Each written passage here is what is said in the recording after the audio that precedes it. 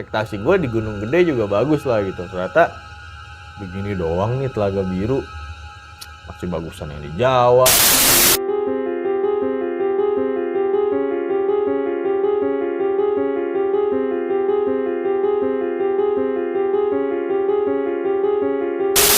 Salam Kelam Kelam Jiwo. Jiwo. Kembali lagi bersama gue Bowo Sama gue Eko. di channel YouTube Kelam Jiwo. Nah, kali ini teman gue Eko akan bercerita nih mengenai pengalaman pada saat mendaki gunung. Ya kok, gimana cerita ini kok? Ceritanya itu pengalaman gue sih sama si Ilham ya. Jadi kan gue punya teman gue si Ilham, dia emang suka ngedaki kan. Karena di cerita sebelumnya gue bercerita waktu pas gue lulus SMA itu kan gue pengen naik gunung tuh. Cuman gak kesampean karena gue sakit kan. Karena gue penasaran, gue bilang sama Ilham, kita coba ke Gunung Gede yuk, tektok. Gue bilang, kita gue ambil cuti deh, sehari lu juga ambil cuti, kita tektok lah ke Gunung Gede gitu kan. Kita berangkatnya hari kerja aja yang sepi. Kata Ilham, ya udahlah, kapan nih bisa? Akhirnya setelah gue cari jadwal, ada tuh gue pergi di hari Rabu kan. Di bulan bulan kemarin hari Rabu, gue cuti masih Ilham. Jadi gue udah persiapin semuanya. Nah, tiba-tiba lo tau temen gue si Faisal kan, cerita sebelumnya itu Oh, yang waktu itu ya, iya. tiba-tiba nge-DM gue. Gue juga nggak tahu, pokoknya semenjak kejadian tragedi Gunung Salak waktu itu, lulus sekolah, mereka pada kuliah udah pada mencar, jadi gue udah lost contact sama sekali. Gue udah nggak punya kontak. Nah, tiba-tiba si Faisal nge-DM gue di Instagram tuh. Ini siapa ya, gue bilang. Faisal, kenal gak gini-gini. Oh ya udah, akhirnya gue minta nomor dia, WhatsApp, kayak gue WhatsAppan ya.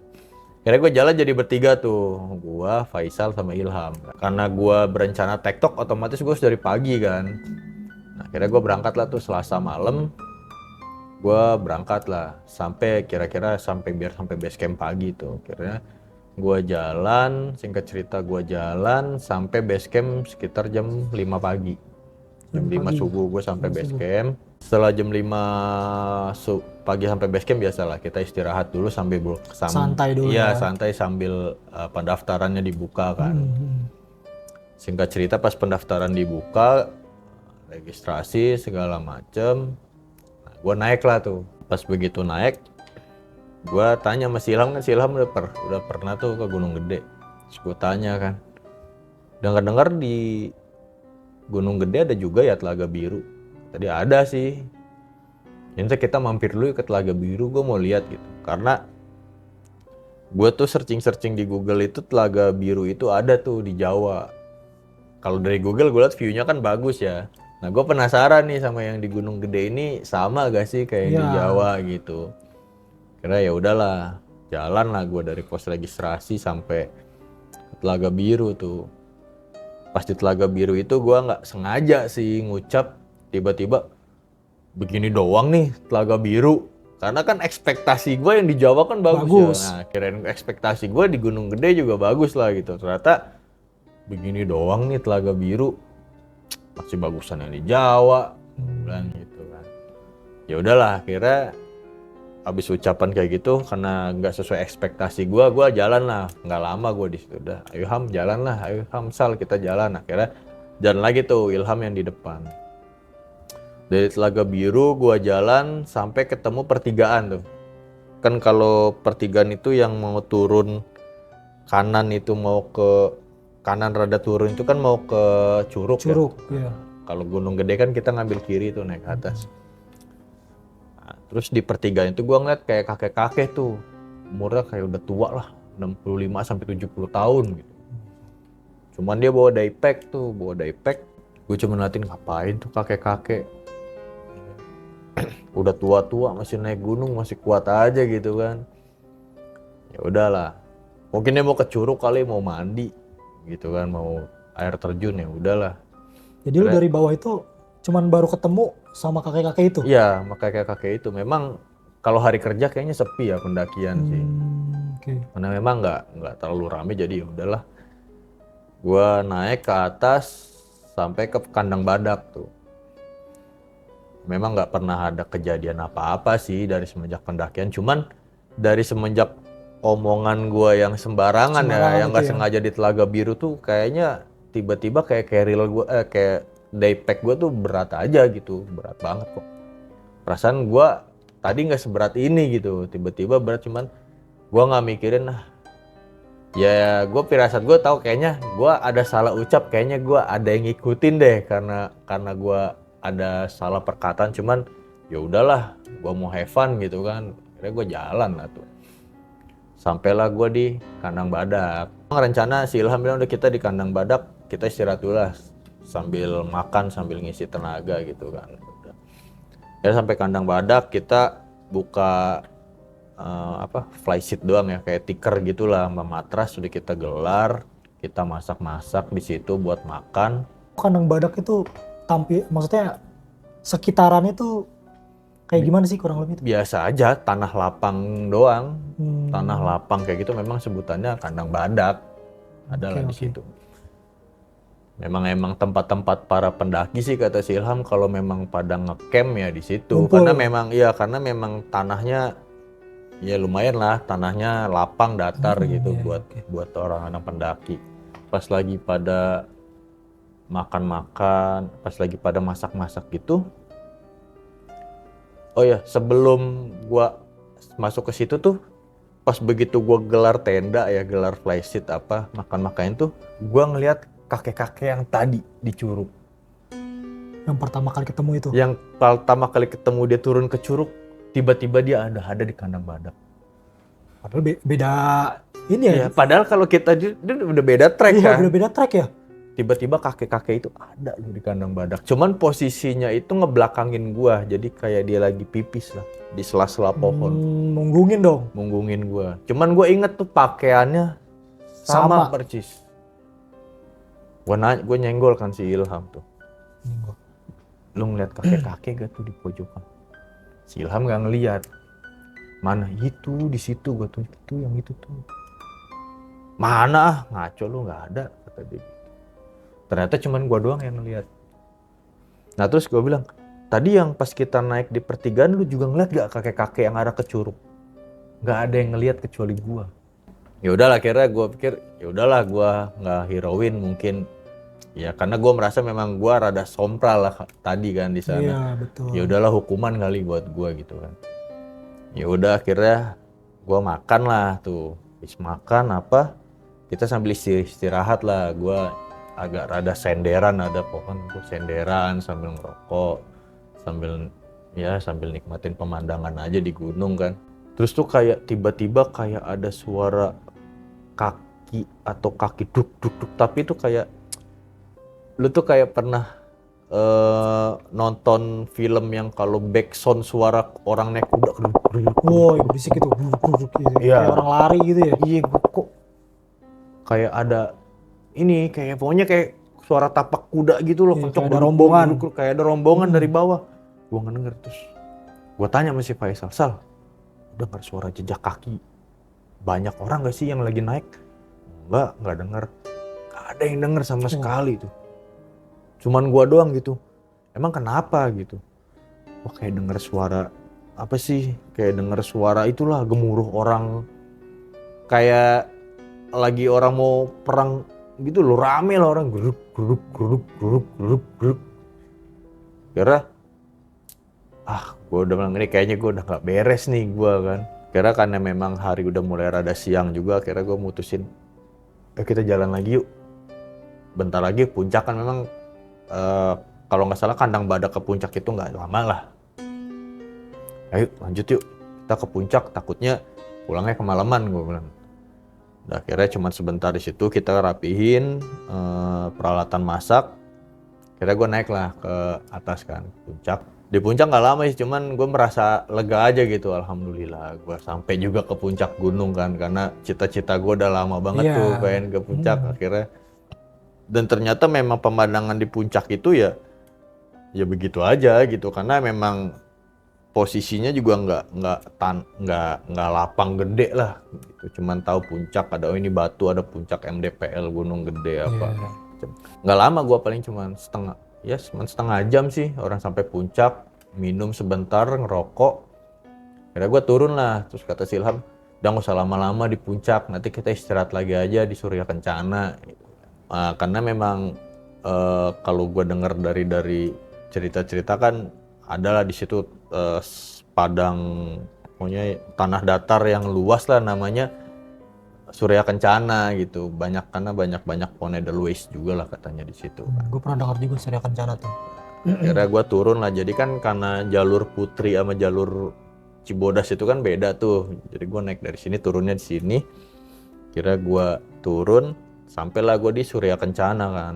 Nggak tahu kenapa di hari itu tuh anginnya gede di Surya Kencana. Makanya si Ilham juga bilang, tumben nih, gue biasanya kalau naik gede nih di Surken itu nggak pernah sebesar ini anginnya. Itu anginnya gede banget. Pokoknya angin gede. Akhirnya ada satu batu tuh deket pinggir tebing lah. Ada batu, akhirnya gue pada berlindung di situ lah karena anginnya gede banget kan. Karena kan dia tuh tanah luas lapang gitu. Anginnya gede, akhirnya ada batu. Kita bertiga ya di situlah gitu sambil neduh karena biar nggak kena angin terlalu besar kan. Nah, gue iseng-iseng lah sambil ngeliatin ke bawah kan, tebing jurang gitu kan, curam lah. Gue sambil di situ sambil ngerokok, sambil ngeliat ke bawah, kok kayak ada sosok si kakek-kakek yang tadi. Si kakek-kakek yang gue ketemu di pertigaan yang mau ke yang ke Curug. Terus gue ketemu lagi di kandang badak, itu ketemu lagi. Posisinya dia kayak lagi ngerangkak ke atas. Gue rasa lu diikutin lah. Nah, itu makanya kok kenapa ya gue bilang. Gue ngeliat ini, kalau ini orang biasa itu nggak mungkin loh merambat naik sampai ke tebing gitu kan. Gue udah, pokoknya pas gue ngeliat gitu tuh gue udah, astagfirullahaladzim, apaan nih? Gue bilang, gue udah nggak bisa gerak, udah nggak bisa ngomong karena saking ketakutannya gue kan. Apaan tuh gitu, pokoknya gue udah nggak bisa lah. Sampai tuh dia udah ngedeket tuh, hampir ngedeket, ternyata si Ilham nepok gua. Pok, kenapa lu kok? Astagfirullahaladzim. Pas gua nengok lagi ke bawah udah gak ada. Untung gak jatuh loh. Ya makanya gua, jadi tuh jarak tuh udah deket lah, hampir kurang lebih tuh 7 meter, 10 meter dari hadapan gua. Udah sempet mau kayak narik gitu kan. Untung tuh si Ilham nepok gua. Kenapa kok? Astagfirullahaladzim, gua bilang. Gua ngeliat kakek-kakek yang tadi, Ham, gua bilang. Yang ketemu di Curug, di kandang badak. Nah ini naik lagi ngerangkak ke atas. Dia ngeliat, ada apa-apa kata dia gitu. Sumpah Ham, gue ngeliat sesuatu gitu kan. Udahlah, halu aja kali, lu capek. Udah lu minum dulu, makan kayak, atau mau makan lagi apa enggak akhirnya. Ya udahlah, makan lagi tuh. Akhirnya gue makan snack doang kan. Snack. Di tengah-tengah Surya Kencana anginnya gede tuh. Tuh kayak gue ngedenger sesuatu lagi tuh. Kayak orang lagi kayak berantem pakai pedang gitu. Treng gitu. Gue tanya lagi tuh sama si Ilham sama si Faisal gitu kan. Pas gue tanya, lu denger gak kayak suara beradu pedang? Gue bilang gitu. Gak denger gue gitu. Lu yang bener lu, gue bilang gitu. Serius, gue gak denger. Kok gue kayak suara ada orang yang lagi berantem gitu loh pakai pedang, cering gitu. Ya akhirnya gue bilang, aduh gue udah mulai parno lagi kan. Udah yuk cabut yuk, gue bilang. Gue udah mulai parno nih, gue bilang. Udah dah, akhirnya kita beres-beres lagi, gue turun tuh. Turun ke bawah menuju pos 3 deh kalau gak salah. Jadi setelah lagi perjalanan sampai pos 3 itu, selama perjalanan dari Surya Kencana ke pos 3 itu, gue tuh merasa kayak kanan kiri gue tuh kayak ada yang merhatiin. Kan lu kadang-kadang ekor mata kita iya suka merasa ada yang ngikutin. Kayaknya tuh kayak ada orang ngikutin gitu. Iya. Terus kayak ada suara kayak hewan. Tapi kayaknya kayak bukan hewan gitu, kayak lu main petak umpet kayak lagi ngumpet lah gitu. Cepet gerakannya gitu. Terus gue tanya tuh, lu denger gak sih pada kayak ada suara-suara gitu? Nah itu sih 2 orang temen gue itu gak ada yang denger, si Faisal sama si Ilham itu. Sepanjang jalan tuh begitu tuh, kayak ada yang ngawasin gue, terus ada suara. Gue udah jalan terus sampai bawah. pas begitu gue sampai kurang lebih pos 3 nih kalau nggak salah sih pos 3, gue istirahat nih, gue kayaknya ngap nih gue. Istirahat, begitu baru gue naruh diepack mau ngambil air, tiba-tiba tuh kayak ada bau bangke banget gitu. Lu nyium gak sih? Nyengat banget tuh, apa lewat doang? Wah, nyengat banget. Itu tiba-tiba aja pas gue naruh diepack gue mau ngambil air, tiba-tiba bau banget bangke kan. Terus gue tanya teman gue, lu pada cium gak? Nah, kali ini gue nyium nih. Kalau tadi kan lu bicara banyak suara-suara gitu, gue denger. Kali ini gue nyium nih. Karena bertiga temen gue ada yang nyium, berarti kan, pikiran gue berarti nggak ada yang aneh kan. Gue bilang mungkin ada bangkai hewan mati atau apa gitu. Kira gue nyari lah di sekitar, coba ada bangkai hewan atau apa gak? Cari sekitar nggak ada ya, nggak ada bangkai, nggak ada apa gitu. Tapi itu bau sekitar nggak lama sih, paling ya sekitar 1-2 menit lah, tiba-tiba hilang baunya. Di situ karena gua kayaknya rasanya gua aus banget di situ tuh. Jadi perbekalan air gua cuma tinggal satu botol. Tuh gua minum tuh. Saking kalapnya gua minum sampai gua kesendak. Kirain gua biasa ya, kita minum kadang kalau banyak suka kesendak wajar ya. Cuman tapi ini beda gitu. Gua kesendak, gua batuk, tiba-tiba dari mulut gua keluar batu. Keluar batu? Kayak batu kerikil kecil lah, nggak gede, tiba-tiba kayak keluar batu. Terus kayak tiba-tiba tuh ada yang bisikin lah di kuping gua. Kayak ada suara, makanya jaga omongan. Pokoknya intinya gitu, cuman bahasa Sunda gitu. Cuman gua sedikit-sedikit kayak ngerti ya. Pokoknya intinya kalau ngomong tuh dijaga. Pakai bahasa Sunda ya kalau diterjemahinnya, kalau ngomong tuh dijaga gitu. Mungkin langsung gua astagfirullahaladzim, gue langsung merasa kayaknya gue salah nih yang di Telaga Biru kan. Gue langsung mikir kayaknya ini obrolan gue yang di Telaga Biru nih, omongan gue yang di Telaga Biru yang gue salah. Kira di situ gue minta maaf lah, gue kira di situ yang penunggu sini ya, gue minta maaf kalau memang gue salah ucap atau apa gitu. Karena ini nggak ada unsur sengaja, gue bilang ini nggak sengaja kok, terlari dari mulut gini. Gue minta maaf lah sama penunggu situ. Habis selesai minta maaf apa itu, kayak si kakek-kakek tua itu nyamperin lagi, cuman dari jaraknya jauh ya. Muncul lagi, cuman jaraknya tuh nggak jauh lah, cuman dari atas. Jadi kan posisi kan gue turun ya. Pas gitu gue mau ngambil keril mau ke bawah, gue nengok ke atas lagi, kayak ada kakek-kakek itu senyum sambil ngelambain tangan ke gue.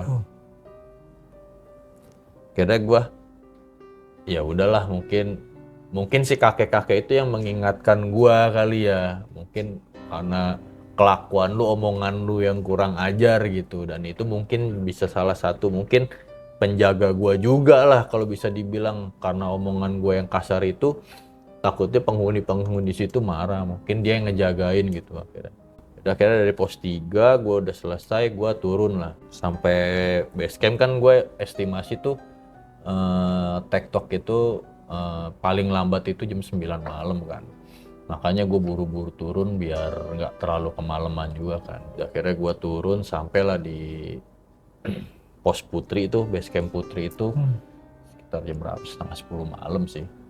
Di situ ya udah kita siap-siap, udah selesai laporan, kita laporan bahwa kita naik tadi dari Cibodas turun di sini lintas trek ya udah. Selesai itu kita balik lagi, kita pulang. Cuman ya pengalaman di situ aja sih. Cuman ya memang kata-kata itu sih yang harus kita hindarin memang di gunung. Memang nggak semua pendaki itu yang sompral di apa sih bisa bilang diganggu. Cuman ini bisa ambil sisi positifnya aja.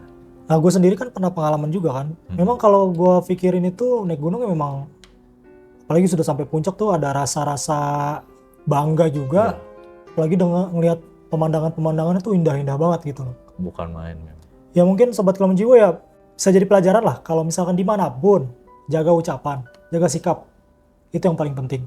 Sobat Kelam Jiwa, jika kalian punya cerita-cerita mistis, cerita-cerita misteri, cerita horor yang sangat menyeramkan lah, bisa tulis di kolom komentar Sampai jumpa di cerita misteri berikutnya.